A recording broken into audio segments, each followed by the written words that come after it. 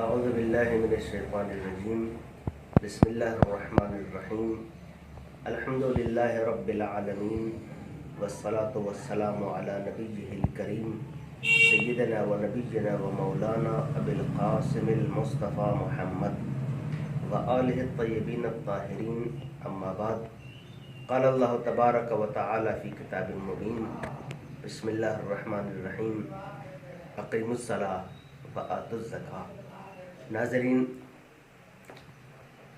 کل بھی میں نے زکوٰۃ کے حوالے سے کچھ باتیں آپ کے سامنے پیش کی تھی۔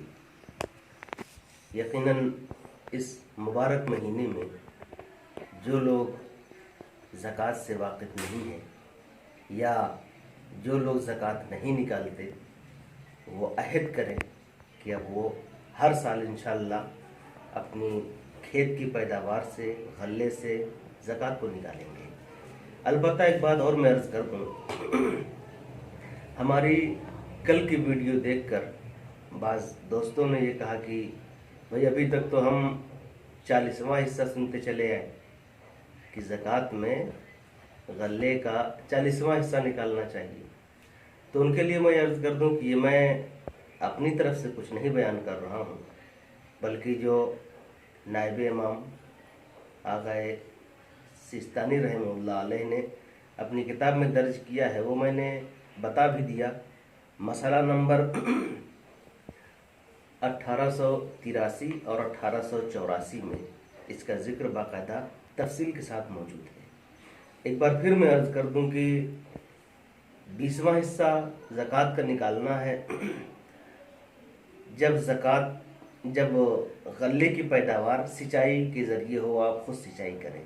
اگر بغیر سینچائی کے پیدا ہوتی ہے بارش کے پانی سے، تب اس کا 10واں حصہ ہے۔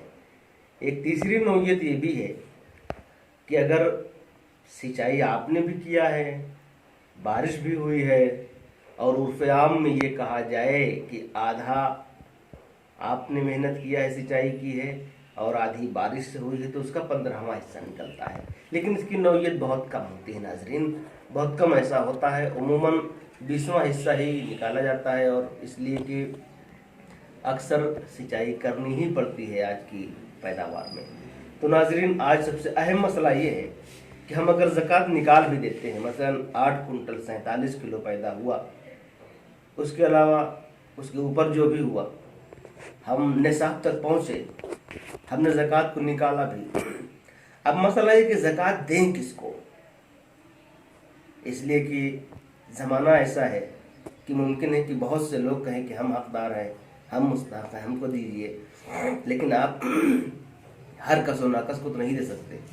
اس کے لیے سیستانی صاحب نے خود 8 مصرف اس کے معین کیے ہیں کہ 8 جگہوں پر اسے آپ دے سکتے ہیں۔ نمبر 1 فقیر ہے، آپ فقیر کو دے سکتے ہیں۔ فقیر کہنے کا مطلب وہ فقیر نہیں جو پیشے ور فقیر ہو، مثلا جھولی ٹانگ کے مستقل ہر سال وہ مانگتا ہی ہو۔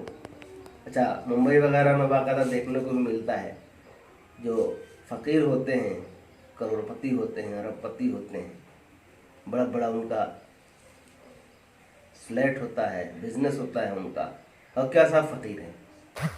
تو اس طرح کا پیشے ور فقیر نہیں، بلکہ فقیر شریعت کی اصطلاح میں اسے کہتے ہیں جو اپنے سال بھر کا خرچ نہ رکھتا ہو۔ وہ مومن جو اپنے سال بھر کا خرچ نہ رکھتا ہو، اور نہ ہی اس کے پاس کوئی ہنر ہو، اور نہ ہی اس کے بعد کوئی جائیداد ہو کہ اس سے وہ آمدنی حاصل کرے اور اپنے سال بھر کے اخراجات پورا کر سکے، اپنا اور اہل و عیال کا۔ ایسا انسان جو نہ سال بھر کا خرچ رکھتا ہو، نہ اس کے پاس کوئی ہنر ہو جس کے ذریعے وہ اپنی روزی روٹی چلا سکتا ہو، اور نہ ہی اس کے پاس کوئی پراپرٹی ہو، یعنی کھیتی باڑی وغیرہ ہو جس سے وہ اپنا خرچ چلا سکتا، تو وہ فقیر ہے شریعت کی نظر میں، اور اسے زکوٰۃ دی جا سکتی ہے۔ اس کے بعد ہے مسکین۔ مسکین یعنی جو اس سے بھی کم تر ہو، آپ اسے دیں گے۔ پھر مسئلہ آتا ہے کہ جو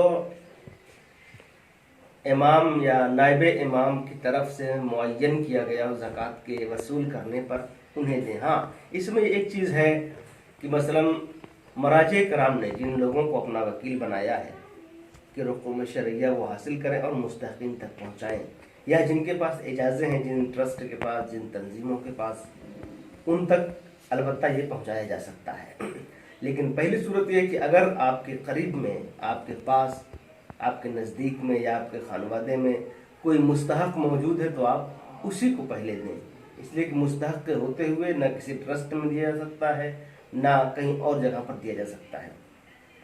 اس کے علاوہ ایک مسئلہ یہ ہے کہ غلام کو خرید کر آزاد کرنا، مثلا کوئی غلام ہے جو کہ اب اس کا چلن نہیں ہے، تو اس جگہ پر بھی اسے خرچ کیا جا سکتا ہے کہ اسے خرید کر اس رقم سے اور اسے آزاد کر دیا جائے۔ ایسے ہی اگر کوئی کافر ہے، امید ہے کہ وہ مسلمان ہو جائے گا، اسے دی جا سکتی ہے۔ اگر یہ امید ہو کہ زکوٰۃ دینے سے وہ مسلمان ہو جائے گا تو اسے دیا جا سکتا ہے۔ ویسے ہی اگر کوئی مسلمان ہے مگر اہل بیت کی ولایت کا قائل نہیں، یعنی شیعہ اثناعشری نہیں ہے، اگر یہ امید ہو کہ زکوٰۃ دے دینے سے وہ شیعہ ہو جائے گا، ولایت امیر المومنین کا قائل ہو جائے گا، مان لے گا، تو اسے دی جا سکتی ہے۔ البتہ ان سارے مصارف میں امام یا نائب امام کی اجازت کا ہونا شرط ہے اور ضروری ہے۔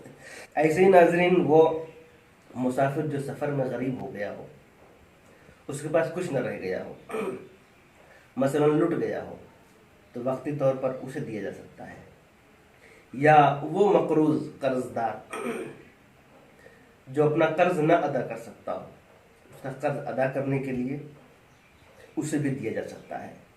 لیکن سب سے اہم مسئلہ یہ ہے کہ اگر فقیر موجود ہے آپ کے گاؤں میں، آپ کی بستی میں، آپ کے پڑوس میں، آپ کے شہر میں، تو سب سے پہلے اس تک ہی پہنچائیں، اس لیے کہ مستحق کا حق ہے، اس تک پہنچنا چاہیے۔ اگر مستحق نہیں ہے تو فی سبیل اللہ، مسجد کے لیے، امام بارگاہ کے لیے، یا جو عمومی کام ہو لوگوں کے فائدے کے لیے، راستہ بنوانے کے لیے وغیرہ وغیرہ، لیکن ان چیزوں میں فی سبیل اللہ میں، یا وہ جو ایک قسم ہے کہ اگر کافر ذمہ ہے وہ مسلمان ہو جائے، یا مسلمان ہے وہ ولایت کا نہیں قائل ہے معصومین کی، تو اگر اس امید کے ساتھ اسے دیا جا سکتا ہو تو ان ساری چیزوں میں، مثلا فی سبیل اللہ میں، اور ایسے لوگوں کو دینے میں جو مومن ہو جائیں یا مولا کی ولایت کے قائل ہو جائیں، تو ان جگہوں پر حاکم شرع کی اجازت کی ضرورت ہے۔ یا جن کو انہوں نے اپنا نائب بنایا ہے، یعنی مرجع وقت نے جس کو اپنا نائب بنایا ہے حکم شرعیہ لینے کے لیے اور وہ مستحقین تک پہنچاتے ہوں، ان کو دیا جا سکتا ہے۔ لیکن سب سے اہم مسئلہ یہ ہے کہ اگر فقیر مستحق موجود ہے تو سب سے پہلے اس کو دیا جائے، اگر وہ نہ ہو تو ان جگہوں پر دے سکتے ہیں، تاکہ ان کی نمائندگی میں، یعنی مرجع وقت کی یا مرجع وقت کے وکیل کی یا ان کے نائب کی نمائندگی میں اگر مستحق تک پہنچ جاتا ہے تو وہاں آپ دے سکتے ہیں۔ تو ناظرین، یہ بہت اہم مسئلہ ہے۔ کل میں نے حدیث جیسا کہ آپ کے سامنے بیان کیا تھا، من صلی ولم یزکی لم تقبل صلاتہ، جو نماز پڑھے اور زکوٰۃ نہ دے اس کی نماز قبول نہیں ہوئی۔ اس کا مطلب ہے کہ لازم و ملزوم یہ عمل ہے۔ ہم اس مبارک مہینے میں عہد کرتے ہیں، اس لیے کہ ہر چیز کا ایک تزکیہ ہوتا ہے، مال کا تزکیہ، کھانے کا تزکیہ، غذا کا تزکیہ۔ اگر اپنے مال سے، یعنی نصاب تک پہنچنے کے بعد اپنے گیہوں سے آپ زکوٰۃ نہیں دیتے ہیں تو گویا کہ وہ گیہوں حلال نہیں ہمارے لیے، وہ پاک نہیں ہوا۔ اس کا تزکیہ یہ ہے، اللہ نے اس میں جس کا حق دے رکھا ہے اس کا حق اس تک پہنچائیے، تب وہ آپ کے لیے حلال ہوگا، آپ کے لیے جائز ہوگا۔ ایسے ہی مال کا، روپے کا، دولت کا تزکیہ ہے خمس کے ذریعے، انشاءاللہ اس کی بحث بعد میں آئے گی، اسے میں بیان کروں گا۔ فی الحال یہیں تک کے لیے کہ زکوٰۃ کو سمجھیں، اس کی اہمیت کو سمجھیں، اس لیے کہ یہ تنہا آپ کے لیے نہیں ہے بلکہ اس میں دوسروں کا حق بھی پوشیدہ ہے۔ زکوٰۃ کی شکل میں اسے نکالیں، حقدار تک اس کا حق پہنچائیں۔ خدا آپ کے اور ہم سب کے عمل کو قبول فرمائے۔ والسلام علیکم ورحمۃ اللہ وبرکاتہ۔